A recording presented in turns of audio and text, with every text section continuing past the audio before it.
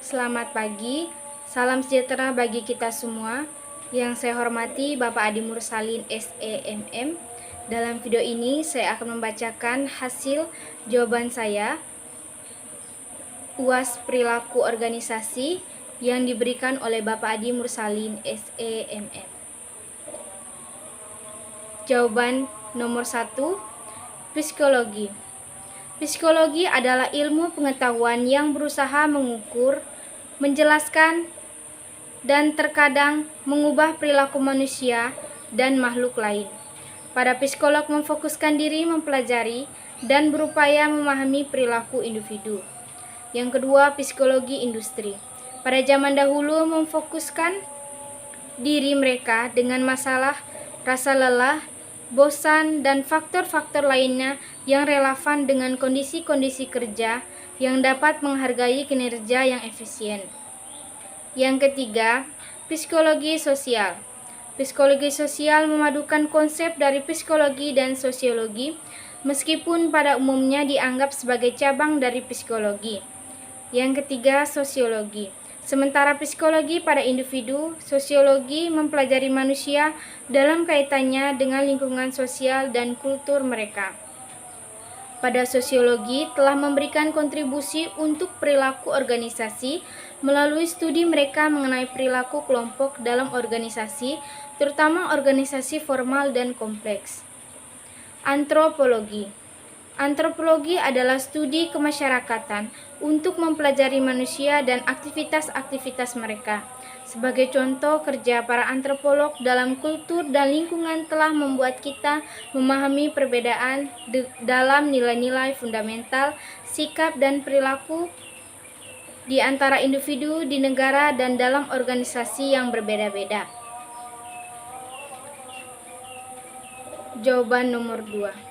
Agar bisa merevitalisasi teori organisasi dan juga mengembangkan konseptualisasi kehidupan organisasi yang lebih baik, ia sangat perlu untuk menentukan faktor produksi, membangun serta mengembangkan perusahaan. Selain itu, keberadaan dari sumber daya manusia ini juga merupakan faktor kunci dalam menentukan keberhasilan dan kesuksesan pada sebuah perusahaan atau organisasi.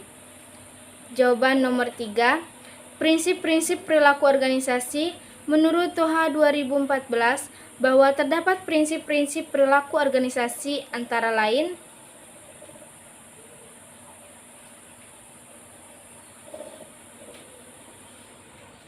perilaku organisasi adalah suatu disiplin ilmu yang mempelajari tentang perilaku tingkat individu dan tingkat kelompok dalam suatu organisasi serta dampaknya terhadap kinerja. Prinsip-prinsipnya menurut Toha yaitu yang pertama, manusia berbeda perilakunya karena kemampuannya tidak sama, yaitu perbedaan dan keterbatasan kemampuan akan berpengaruh pada perilaku dan kecerdasan yang dibawa sejak lahir, hasil didikan dan pengalaman. Kedua, manusia mempunyai kebutuhan yang berbeda, yaitu manusia berperilaku karena didorong oleh serangkaian kebutuhan dan setiap orang memiliki kebutuhan yang berbeda dengan kebutuhan orang lain. Yang ketiga, orang berpikir tentang masa depan dan membuat pilihan tentang bagaimana bertindak, yaitu kebutuhan-kebutuhan dari setiap orang dapat dipenuhi lewat perilakunya masing-masing. Yang keempat, seseorang memahami lingkungannya dalam hubungannya dengan pengalaman masa lalu kebutuhan, yaitu memahami lingkungan adalah suatu proses yang aktif di mana seseorang mencoba membuat lingkungannya itu mempunyai arti baginya. Yang kelima, seseorang itu mempunyai reaksi-reaksi senang atau tidak senang dan ini akan menjadikan seseorang berbuat yang berbeda dengan orang lain di dalam rangka menanggapi suatu hal. Yang keenam, banyak faktor yang menentukan sikap dan perilaku seseorang, yaitu adanya perasaan senang dan tidak senang. Seseorang bisa merasa senang karena merasa dihargai, diperhatikan, mendapatkan imbalan, tentunya karena bekerja, maka dia akan puas sehingga menunjukkan sikap yang baik dalam bekerja atau sebaliknya. Jawaban nomor 4. Di link di atas menjelaskan tentang perilaku organisasi, tujuan perilaku organisasi bagi karyawan dan perusahaan. Penjelasan pertama yang dibahas yaitu pengertian perilaku organisasi.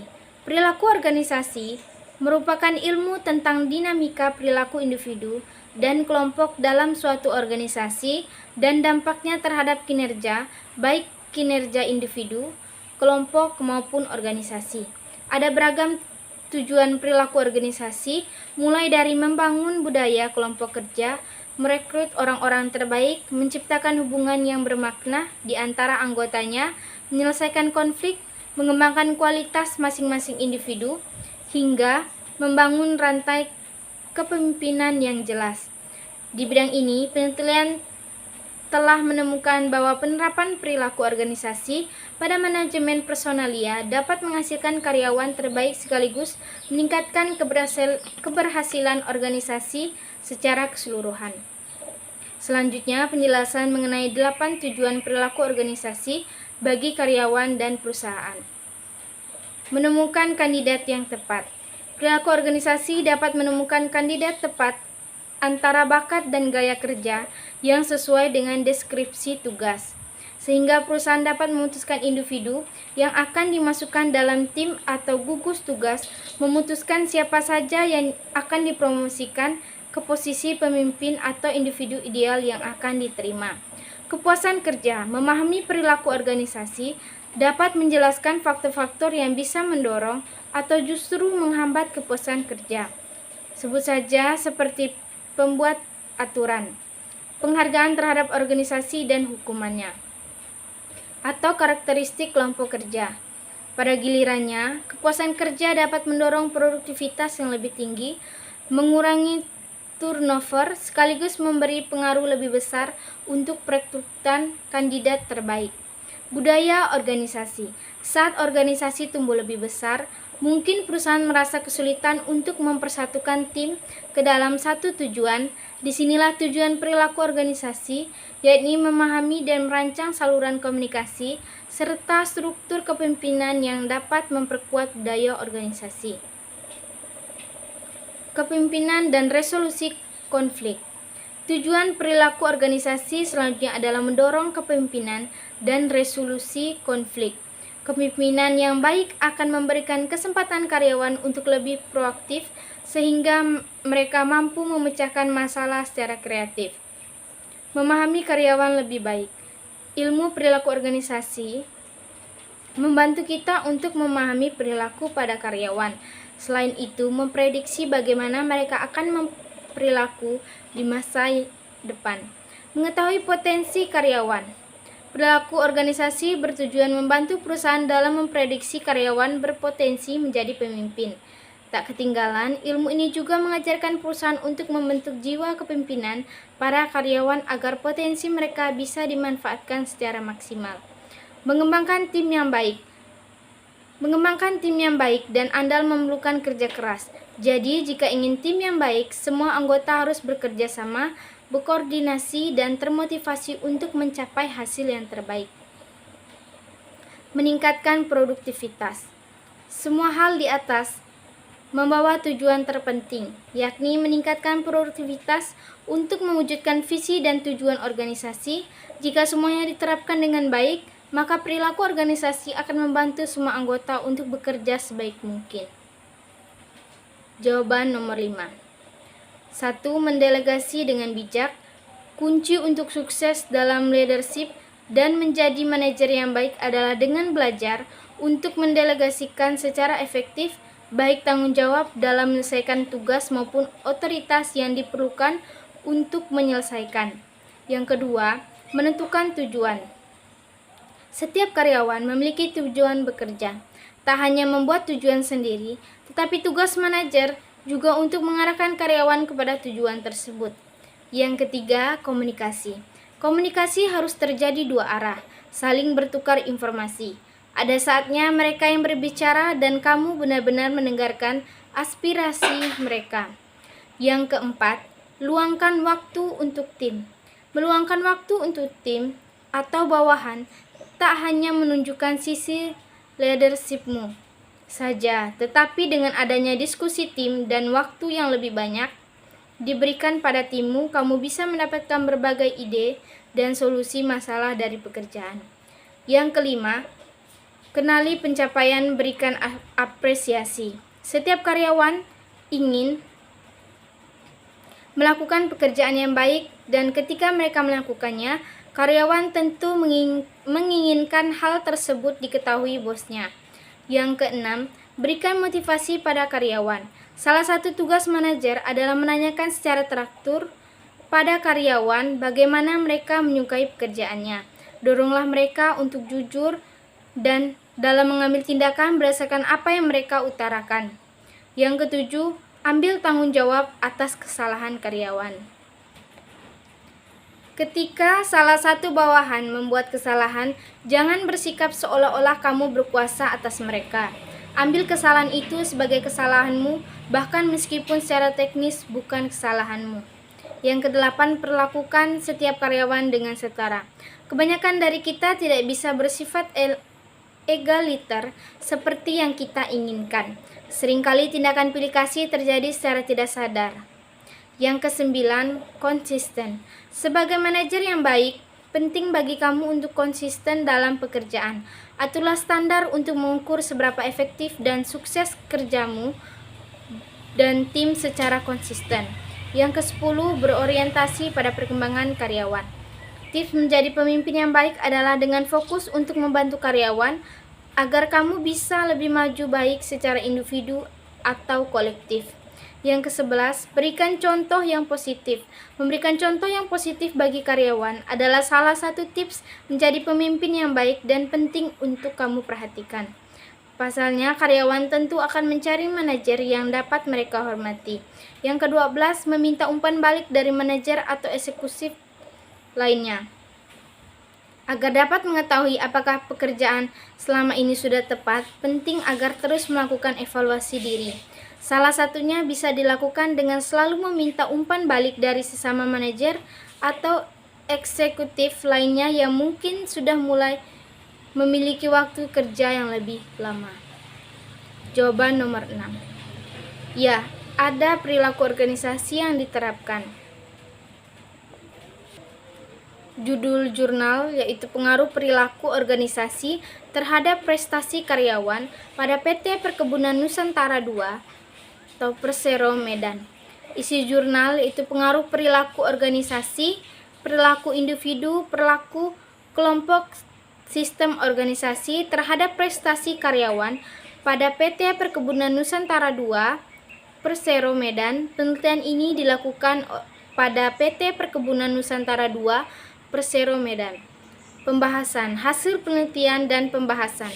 Konsep perilaku organisasi menurut Robbins dalam Sembiring 2012-13, organisasi adalah kesatuan atau entity sosial yang dikoordinasikan secara sadar dengan sebuah batasan yang relatif dapat didefinisikan, yang bekerja atas dasar yang relatif terus-menerus untuk mencapai tujuan bersama atau sekelompok tujuan. Organisasi dipandang sebagai suatu satuan sistem sosial untuk mencapai tujuan bersama melalui usaha atau kelompok. Dalam mengelola sumber daya manusia agar dapat bekerja secara efektif, perlu melakukan kegiatan manajemen kerja dan manajemen orang.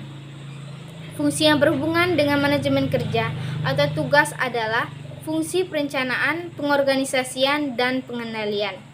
Menurut Sunyoto 2012-199, prestasi kerja karyawan dapat diukur dari yang pertama, mutu kerja. Dalam hal ini berkaitan dengan ketepatan waktu. Yang kedua, kuantitas kerja berkaitan dengan jumlah tugas yang diberikan oleh atasan kepada bawahan. Yang ketiga, ketangguhan berkaitan dengan tingkat kehadiran, pemberian waktu libur, dan jadwal mengenai keterlambatan hadir di tempat kerja. Yang keempat, sikap merupakan sikap yang ada pada karyawan yang menunjukkan seberapa jauh sikap dan tanggung jawab terhadap sesama teman dan atasan. Riani 2011-90 mengumumkan bahwa ukuran-ukuran dari prestasi kerja karyawan adalah A. Kuantitas kerja, B. Kualitas kerja, C. Pengetahuan, D. Kreativitas, E. Kerjasama, F. Dapat dipercaya. 9. Inisiatif. H. Kualitas pribadi. Uji validitas setelah dilakukan pengolahan data diperoleh hasil seperti pada tabel di bawah ini. Tabel 1 hasil uji validitas perilaku individu. Nomor pertanyaan perilaku individu. Hitung tabel ke-1. Saya berkeyakinan bahwa perubahan selalu membawa masalah. 0,392, 0,239. Valid 2. Tingkat usia sangat berpengaruh terhadap pekerjaan yang saya tangani. 0,589, 0,239. Valid 3. Saya senang bertemu dengan orang-orang baru. 0,621, 0,239. Valid keempat.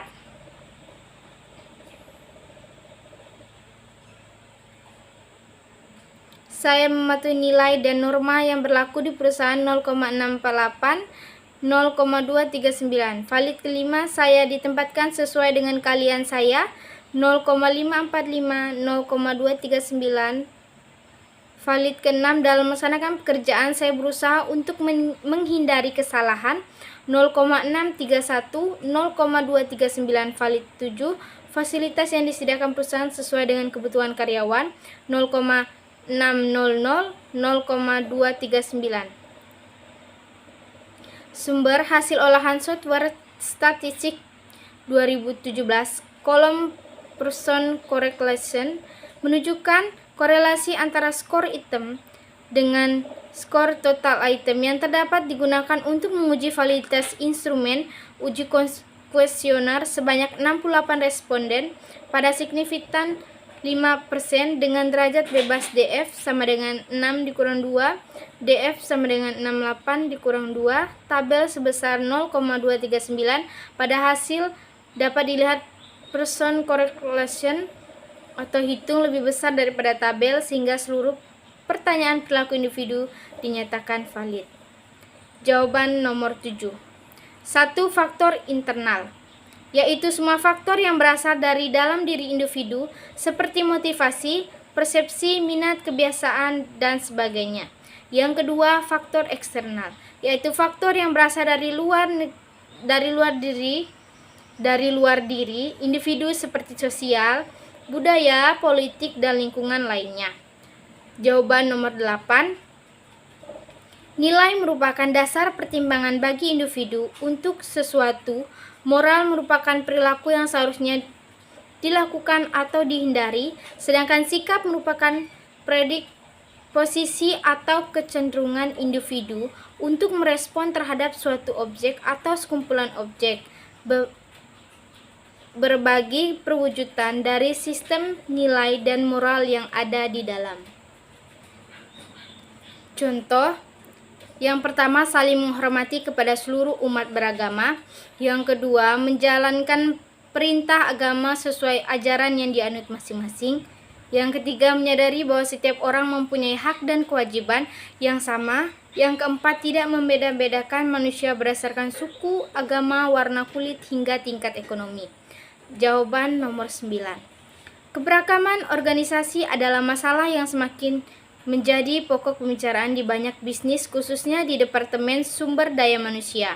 Meskipun beberapa manajer mungkin merasa diwajibkan untuk menciptakan tenaga kerja yang beragam, yang lain mungkin melihat manfaat strategis dari memiliki berbagai jenis karyawan. Memahami kompleksitas masalah keberagaman dapat membantu dalam mengelola tenaga kerja perusahaan. Untuk menjelaskan istilah keberagaman, penting untuk dipahami bahwa keragaman secara langsung mempengaruhi tempat kerja dan dengan signifikasi yang semakin meningkat. Jawaban nomor 10. Menurut Trainers 2020, sejumlah faktor yang menentukan keanekaragaman yang disebabkan perbedaan individu yang umumnya dipertimbangkan saat membahas keragaman dalam organisasi dengan 30 jenis karakteristik. Yang pertama, cacat kognitif. Fungsi yang berbeda dapat mempengaruhi ingatan individu, kemampuan memecahkan masalah, perhatian, dan pemahaman verbal. Yang kedua, kemampuan fisik dan cacat tubuh.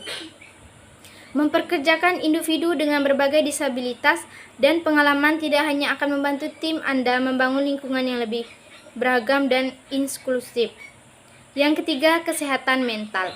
Kesehatan karyawan menjadi tren utama dalam ruang sumber daya manusia, tetapi terlalu sering kesehatan mental diabaikan. Yang keempat, keanekaragaman syaraf. Keanekaragaman syaraf seperti yang didefinisikan oleh Simposium Nasional tentang Keanekaragaman Saraf adalah konsep di mana perbedaan neurologis harus diakui dan dihormati sebagai variasi manusia lainnya. Yang kelima, perilaku dan keanekaragaman. Setiap orang memiliki tingkah laku dan pola perilaku unik yang mereka kembangkan sepanjang hidup mereka. Yang keenam, kepribadian dan gaya berpikir. Berbagai kepribadian dan gaya berpikir yang berbeda di tempat kerja dapat membawa situasi stres dan kreativitas yang unggul. Yang ketujuh, latar belakang budaya. Ada sejumlah faktor yang membentuk budaya yang berbeda, termasuk makanan tradisional, bahasa, agama, dan adat istiadat. Yang kedelapan, letak geografis. Letak geografis memainkan peran utama dalam budaya, bahasa, pendidikan, peran sosial, status sosial ekonomi, kepribadian, dan ideologi yang dianut dan dipahami seseorang. Yang kesembilan, bahasa, linguistik, dan aksen dapat memainkan peran penting dalam kemampuan seseorang untuk mendapatkan dan mempertahankan pekerjaan. Yang kesepuluh, etnis. Pada faktor biologis, etnisitas didasarkan pada perilaku yang dikaitkan dengan budaya, sejarah kebangsaan, warisan, pakaian, dan adat istiadat. Yang kesebelas, ras. Ras ditentukan secara biologis, contohnya itu seperti kulit putih, hitam atau Afrika Amerika, Indian atau Alaska Native, Asia Native Hawaii, atau penduduk kepulauan Pasifik lainnya. 12. Status kewarganegaraan. Larangan mendiskriminasi calon dan karyawan saat merekrut, merujuk pekerjaan, atau memecat individu berdasarkan kewarganegaraan.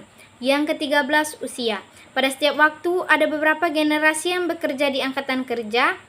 Setiap generasi memiliki perbedaan tersendiri yang ditentukan oleh periode waktu orang dilahirkan dan perubahan sosial. Yang ke-14, keluarga dan asuhan. Keluarga memiliki pengaruh yang signifikan terhadap kehidupan setiap individu. Yang ke-15, ideologi.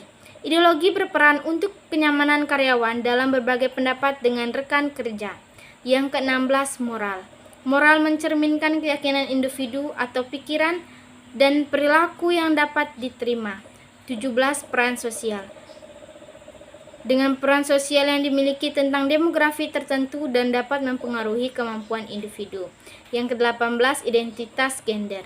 Pada gender, perannya yaitu sebagai konstruksi sosial yang bervariasi menurut budaya yang berbeda dan ditetapkan pada individu saat lahir berdasarkan jenis kelamin biologis mereka. 19. Ekspresi gender yang mungkin berbeda dari jenis kelamin atau identitas gender individu, mengacu pada penampilan luar identitas gender individu. Yang ke-12, seks. Tidak seperti identitas gender dan ekspresi gender, seks mengacu pada perbedaan biologis dan genetik antara tubuh pria dan wanita. 21. Orientasi seksual. Orientasi seksual juga berbeda dengan identitas gender, ekspresi gender, dan seks biologi. Didefinisikan sebagai ketertarikan emosional, romantis, atau seksual yang melekat pada diri. Yang ke-22, pendidikan. Pendidikan sangat bervariasi menurut lokasi, sekolah, dan guru dan dapat dipengaruhi oleh undang-undang dan peraturan. 23. Pendapatan. Penghasilan memainkan peran utama dalam kehidupan setiap individu sejak lahir dan selama mereka dibesarkan, karir profesional hingga pensiun. 24. Status sosial ekonomi. Merupakan ukuran dan kategorisasi orang berdasarkan pendidikan, pendapatan, dan pekerjaan mereka. 25. Pengalaman hidup. Pengalaman hidup mencakup semua kejadian unik, pendidikan, militer, pribadi, dan publik yang dialami seseorang sepanjang hidupnya. 26. Hak istimewa. Hak ini mengacu pada kekuatan sosial yang dapat dinikmati berdasarkan jenis kelamin, identitas gender, ras, etnis, agama, usia, status kewarganegaraan, dan status sosial ekonomi. 27. Status pernikahan.